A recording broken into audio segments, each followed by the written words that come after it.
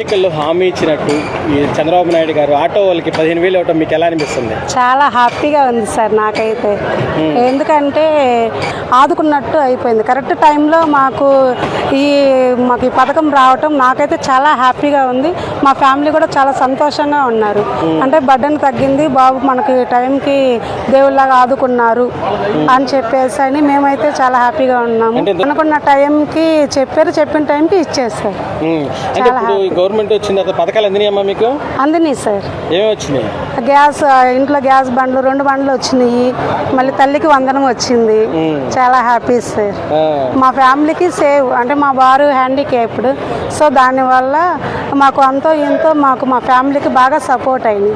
వచ్చిన ప్రతి రూపాయి అయినా సరే మేము బండికి కానీ కిస్తులు కట్టుకోవటానికైనా దేనికైనా సరే పిల్లల చదువులకి ఉపయోగించుకోవటానికి తల్లికి వందనం. సో కాబట్టి మా బాబుకి ఫస్ట్ టైం ఫీజు కూడా కట్టేసాము.